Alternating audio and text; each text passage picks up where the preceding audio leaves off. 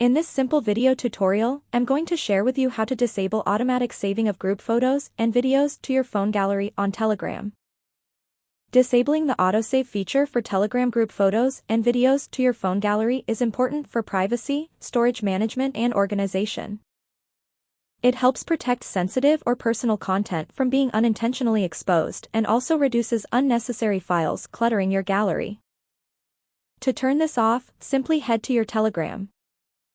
On your settings page, select Data and Storage. Inside the section of Save to Photos, head to Group Chats. You will have to turn off these option of photos and videos. When turned off, it gives you greater control over what you choose to save, ensuring that only relevant media is downloaded while helping maintain your device's performance by avoiding excessive storage use. Well, that's how easy it is to turn off autosaving of Telegram group media to your phone gallery. If you have any questions, just let me know in the comments section down below. Please don't forget to leave a like, share and subscribe for more video tutorials like this one.